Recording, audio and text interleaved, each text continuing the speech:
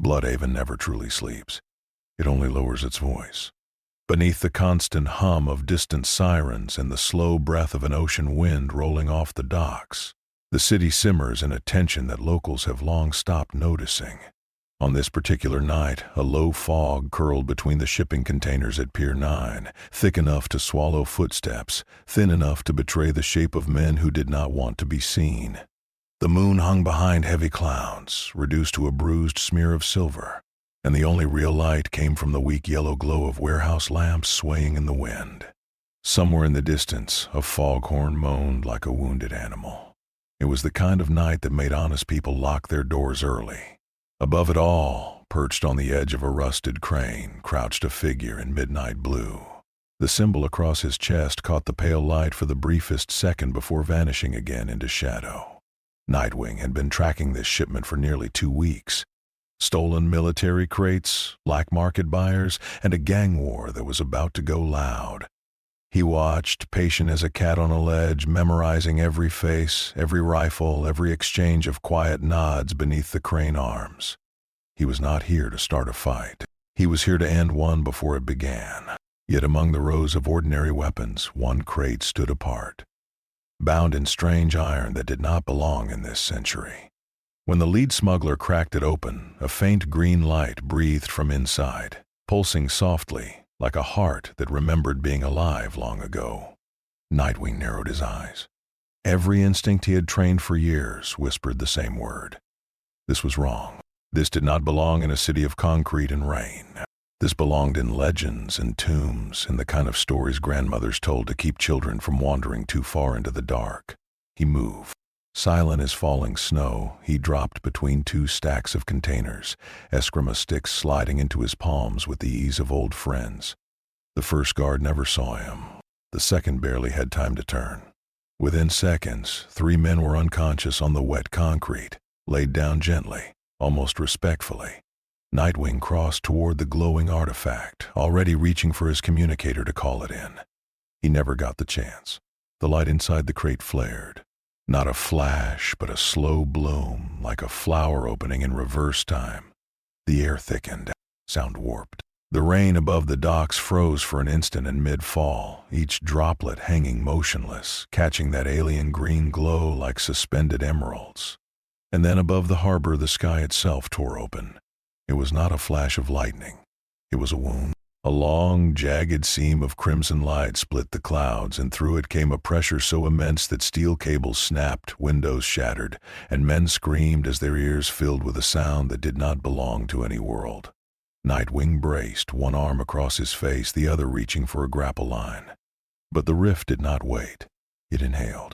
It pulled. The artifact rose from its crate, spinning slowly, and Nightwing felt the ground beneath his boots dissolve into weightlessness. He fired his line. It caught nothing. There was nothing left to catch. And then the world folded. When he opened his eyes, there was no fog, no rain, no Bloodhaven. He was lying on cracked stone, warm beneath his palms, and the sky above him was the deep red of a wound that had never healed.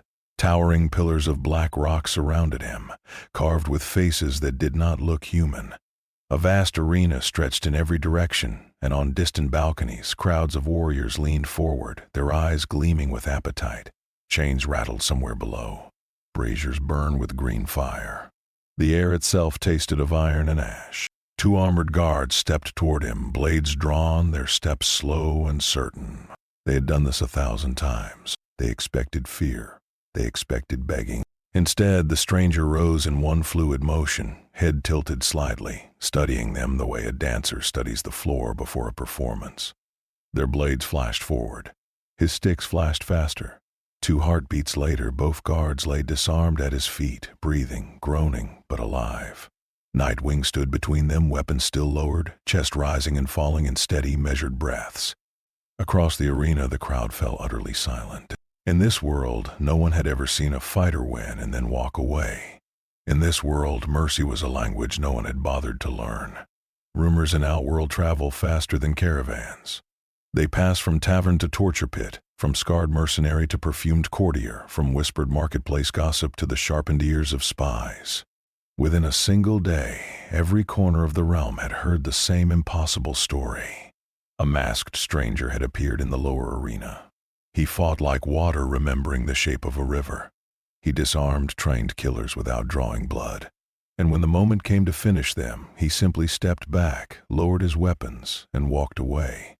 For a realm built on slaughter, this was not a rumor. It was a heresy. The next morning, 3 more challengers were sent to the pit to correct the mistake. They were not ordinary men.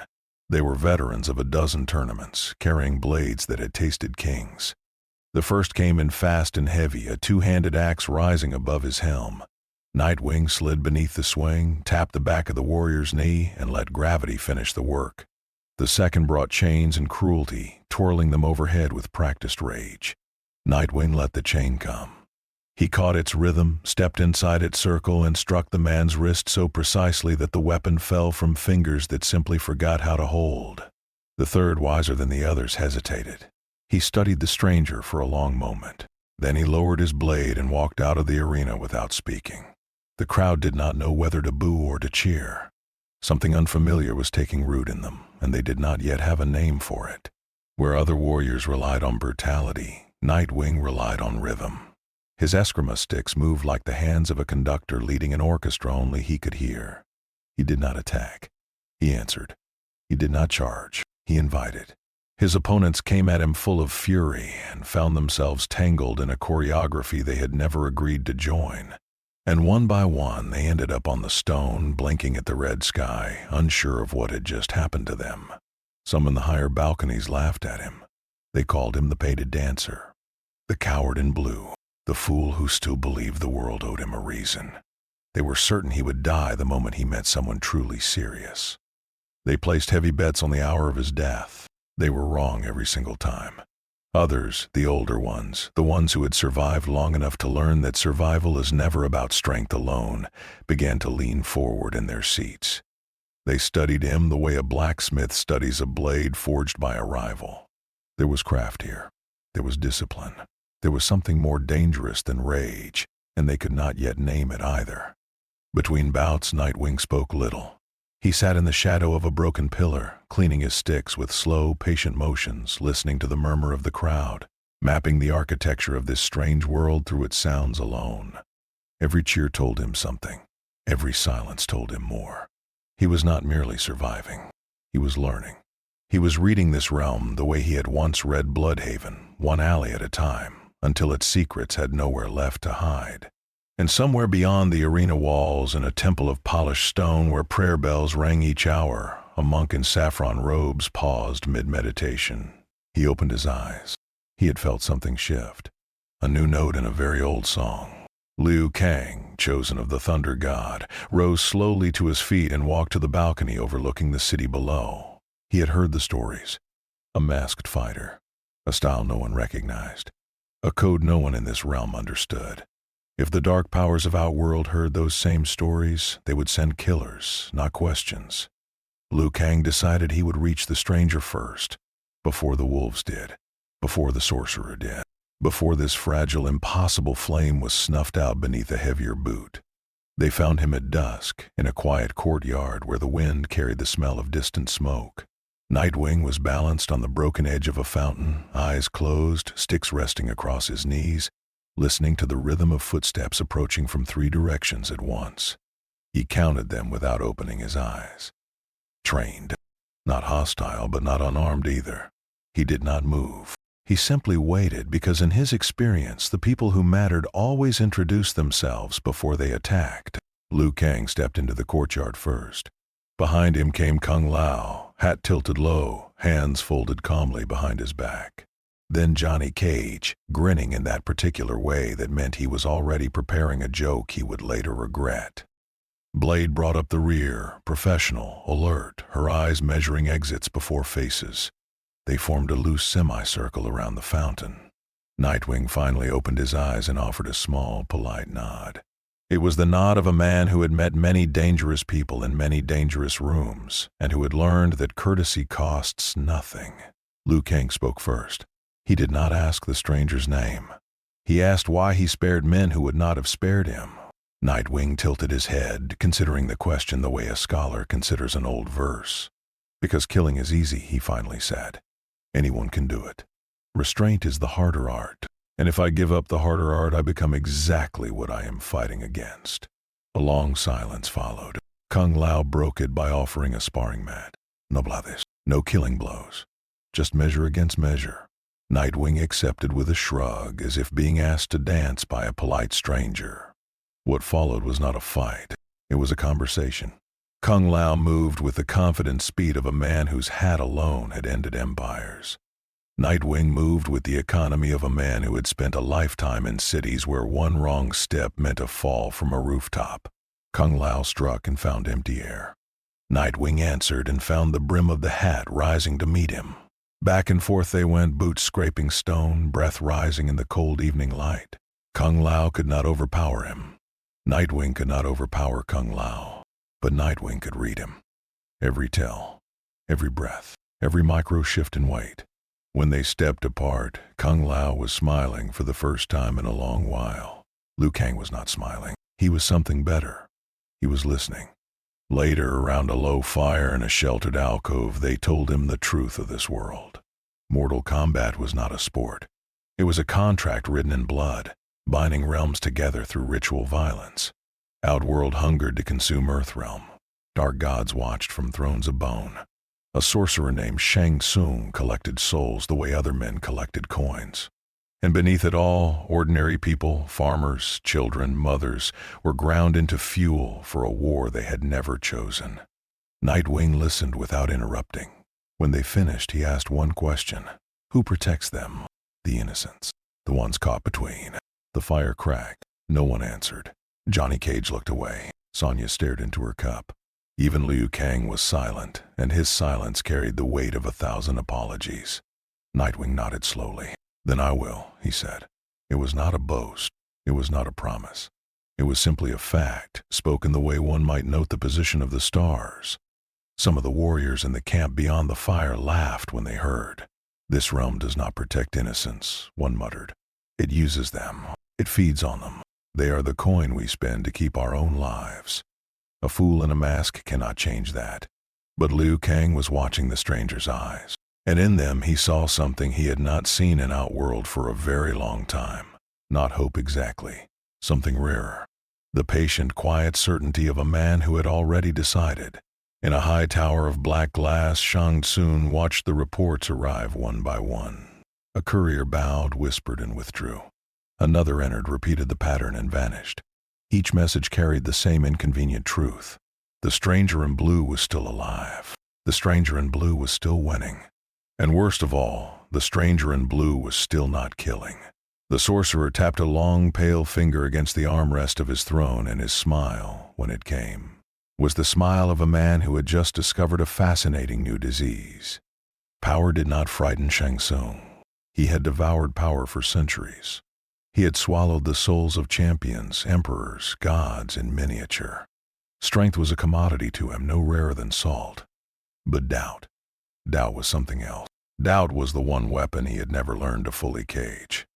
And this masked outsider, with his absurd refusal to kill, was spreading doubt through the arenas the way a single cracked stone spreads fractures through an entire wall. Warriors were beginning to wonder. Spectators were beginning to cheer for the wrong reasons. Even his own lower servants were beginning to pause, to think, to hesitate. That could not be allowed. So the sorcerer designed a trap. Not a clumsy ambush, a ceremony. A grand public challenge was announced across the realms. The masked stranger would face a gauntlet of opponents chosen personally by Shang Tsung himself. Not merely warriors, monstrosities, each one selected for a single purpose: to force a killing blow. To press the stranger against the wall of his own conscience until the wall cracked. Because the sorcerer understood something very old. A principle that refuses to bend once has value. A principle that refuses to bend 1,000 times becomes a symbol. And symbols, Shang Tsung knew, were the only things in the universe that truly outlived him. The first opponent came crawling on 4 limbs, sinew and hatred. A beast warrior bred in the pits beneath the palace. Its jaws had been reinforced with iron. Its eyes had been burned dry of pity long ago. It charged with a sound that was half scream, half prayer. Nightwing did not meet the charge. He stepped aside, struck the hinge of its jaw with a precisely timed tap, and left it collapsing harmlessly in the dust. The crowd held its breath. The killing blow did not come. The second opponent was an assassin wrapped in silken poison, moving between heartbeats, appearing and disappearing in clouds of dark mist. Nightwing listened to the mist because mist has a rhythm of its own, and broken glass has a different one again. When the blade came for his throat, he was no longer there. When the blade came for his ribs, it met his stick. When the assassin stumbled, drained and wide-eyed, Nightwing tied her own silks around her wrists and walked away. The crowd waited. The killing blow did not come. The third opponent was a champion of a lost tribe, drugged into fury, chest heaving, eyes weeping rage he did not own. Nightwing fought him differently. Gentler. He let the champion tire himself against a wall of patient defense. And when the man finally dropped to one knee, lungs ragged, Nightwing knelt with him, placed a hand briefly on his shoulder, and said something quietly that only the two of them would ever hear. The champion wept. The crowd saw it. The killing blow did not come. Shang Tsung sent another, and another, and another. The trap kept tightening. The pressure kept rising. The sorcerer expected the stranger to crack. He expected exhaustion to make the hand heavy. He expected rage to slip through the discipline like smoke through a door. It did not happen. The stranger simply kept winning and kept sparing and kept standing. And then, somewhere around the seventh opponent, something began to change in the crowd. It was small at first, a cheer in the wrong place, a gasp of relief when a beaten foe was allowed to rise. A few scattered voices calling his name from the upper tiers, a name they had invented themselves, because he had never given one. The Blue Shadow, they called him. The one who fights without feeding the pit. The one who wins without taking. By the time the final opponent was dragged into the arena, Shang Tsung was no longer watching the fight. He was watching the crowd, and what he saw there made his long, pale fingers curl slowly into a fist. Because the crowd was no longer cheering for blood, they were cheering for skill without slaughter. They were cheering for a different story. And stories, as the sorcerer knew, are the most dangerous weapons of all. There is always a second city beneath the first. Nightwing had learned this in Bloodhaven, and in Gotham before that, and in every broken place he had ever walked through. The city above is the one the powerful want you to see. The city below is the one that keeps the city above alive. He suspected the same was true here. And one quiet night, between torches and guard rotations, he decided to find it. It started with a grate behind the fighters' quarters, then a ventilation shaft that did not appear on any map, then a rusted ladder descending into the cold throat of the earth. He moved without sound, an eskrima stick tucked under one arm, a small line of wire between his fingers. The air grew colder as he descended, and damper and older. The walls around him changed from cut stone to rough rock to something that looked almost organic, veined with that same pale green glow he had seen in the artifact above Bloodhaven. The realm itself was breathing down here, and it was not breathing well. At the bottom of the shaft he found the first cell, then the second, then a corridor of them stretching farther than his lantern could reach. Behind the bars were not warriors, not criminals, not enemies of the realm. Behind the bars were children, mothers clutching those children, old men with hands too thin to curl into fists, relatives of fighters who had refused to throw a match. They were the leverage. They were the quiet threat whispered into the ear of every champion before every bout. Win or they die, kill or they starve, obey or they disappear. This was the true engine of Mortal Kombat. Not the sword, not the spell. Fear, kept in cages, passed down in chains. Nightwing stood very still for a long moment, his jaw tightened behind the mask. And then he did what he had always done. He began to count. Distances, cameras woven from dark magic, patrol rhythms, escape route. He mapped the whole underground in his head the way a composer maps a symphony. By the time he climbed back up the shaft, he already knew every step of what would come next. He brought the plan to Liu Kang at dawn. He did not beg. He did not plead. He simply laid it out, piece by piece, the way he had once laid out patrol routes on rooftops above Bloodhaven. Liu Kang listened without interrupting. When Nightwing finished, the monk closed his eyes briefly, as if asking permission from something older than himself, and then opened them and said a single word. Johnny Cage wanted to make a joke, then changed his mind. Sonya Blade was already checking her ammunition. Kung Lao quietly adjusted his hat. They went in at the hour between watches, when tired guards rely on habit instead of attention. Nightwing lad. He moved like a ghost that had been practicing for years. A guard fell without seeing the shadow that dropped him. A camera of dark glass shattered silently under a throne stick. A door that required 3 keys opened in 11 seconds because Nightwing had watched the Keeper's fingers twice. Behind him, the Earthrealm champions followed, covering angles, sealing paths, moving with a quiet discipline that matched his own. For the first time in a very long while, they were not fighting to win a tournament. They were fighting to save people whose names they did not know. The cells opened one by one. Some of the prisoners cried. Some of them could not believe it and had to be gently lifted from the stone because their legs had forgotten how to stand. A little girl clung to Nightwing's leg and would not let go, so he carried her on his hip with one arm while guiding the others forward with the other. Children looked up at him with the cautious wonder of people who had almost forgotten that kindness was a thing that still existed in the world. And then the alarms began. They started as a low hum, deep in the stone itself, and rose into a wail that filled the tunnels with pressure. Torches flared unnaturally, turning from orange to that familiar sickly green. Doors further down the corridor began slamming shut on their own, sealing off escape routes one by one. Behind them, armored boots began to thunder down the ladders. This was no longer a rescue. This was a race. This was a war in a place never built for war. Nightwing shifted the little girl more securely onto his hip and turned to face the oncoming dark. He looked at Liu Kang. He looked at Sonya.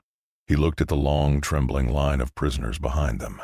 And he spoke calmly, almost gently, the way a parent speaks during a thunderstorm. "Get them out," he said. "All of them. I will hold the door." And then he turned, stepped into the narrow throat of the corridor, and became the only thing standing between a realm of killers and a crowd of people it had never planned to let go. The enforcers came in 3 waves, and Shang Tsung had spent a great deal of time designing each of them. The first wave was speed. Lightly armored killers with twin blades and serpent reflexes, trained to overwhelm through sheer volume of strikes. The second wave was weight. Towering brutes in segmented armor, weapons longer than a man, each step shaking dust from the ceiling. The third wave was power that did not belong in any natural world. Sorceress warriors veined with green light, trailing whispers of unclean magic, eyes glowing with a patience that only dead things truly possess. Nightwing met the first wave in the corridor. It was narrow there, barely wide enough for 2 men abreast, and narrow places had always been his allies. The serpent blades came in a blur of steel and hissing breath. He moved between them the way water moves between stones. A stick to a wrist, a boot to a knee. A shoulder turned just enough to let a blade skim past without finding skin. One by one they fell, and he stepped over them without looking down. Behind him, faintly, he could hear the prisoners being guided up the ladders by Sonya's sharp, clear voice, and it gave him the only music he needed. The second wave broke through the doorway into the lower arena itself. The terrain changed. The walls widened. The brutes had room to swing, and they used it. A great axe cleaved the stone pillar beside his head, sending splinters through the air like a sudden rain. Nightwing did not meet their strength. He borrowed it. He used the pillars. He used the braziers. He used the chains that hung from the ceiling for spectacle. When a brute charged, he rose up a chain, swung across the brazier light, and dropped behind him with a precise strike to the base of the helm that folded the giant down into his own armor. One by one the mountains fell. The crowd in the upper galleries had stopped cheering. They were simply watching now, leaning forward, mouths slightly open, as if witnessing something they had not believed was still possible in the world. The third wave was harder. The sorceress warriors did not attack with steel. They attacked with shapes, shadows that reached, flames that curled against the wind, whispers that tried to find the cracks in a man's will and widen them until his own hands betrayed him. Nightwing felt his breath grow heavy.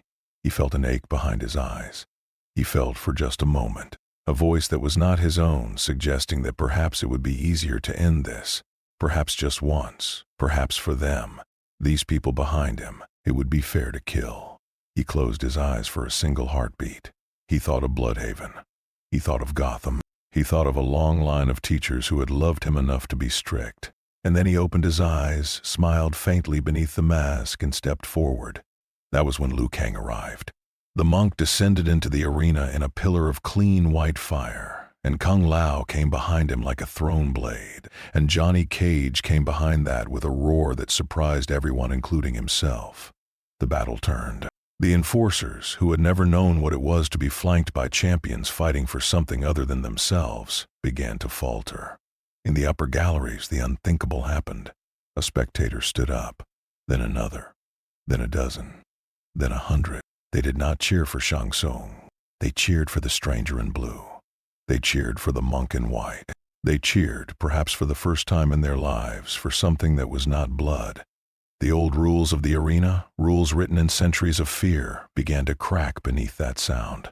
Somewhere in his high tower of black glass, Shang Tsung set down his cup of wine very, very slowly, because he understood at last what he was losing.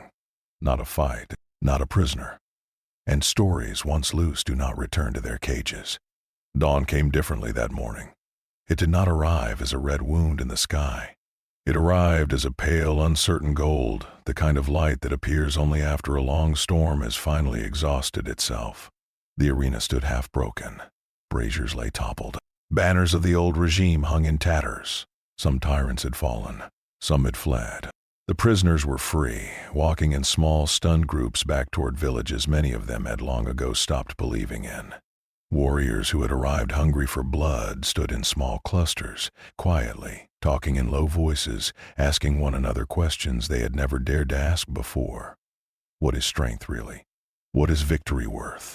What do we become when we win the way we have always won? At the edge of the arena, where the stone fell away into a long slope of grass, a second rift was opening. It was smaller this time and gentler, its light a soft pale blue rather than a violent crimson. The artifact floated slowly at its center, its purpose served, patient and tired. Nightwing stood before it with his stick sheathed and his mask tilted up just enough to let the morning air touch his face. Liu Kang approached with Kung Lao and the others a respectful step behind. The monk bowed deeply. He offered the stranger a place among the champions of Earthrealm, a seat at a fire that would welcome him every night he chose to return. Nightwing smiled. It was a small smile, almost shy, the smile of a man who had been offered many homes across many lifetimes, and who had learned that the road itself was the only home that never asked him to stop being what he was. He thanked them. He clasped Liu Kang's forearm warrior to warrior. He exchanged a quiet nod with Kung Lao that said more than any speech. He let Johnny Cage hug him, because Johnny Cage was going to hug him regardless. And then he stepped into the soft blue light of the rift and was gone. In the weeks that followed, stories began to travel. They passed from tavern to mountain village, from market stall to monastery wall. A masked fighter.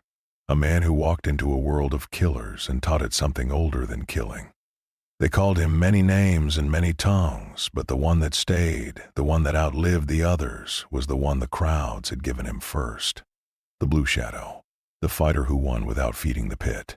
The stranger who proved that in a realm built on slaughter, the rarest weapon of all was a hand that chose again and again not to strike. Not every legend is written in blood. Some are written in restraint. Some are written in mercy. And the longest lasting ones, it turns out, are written in both.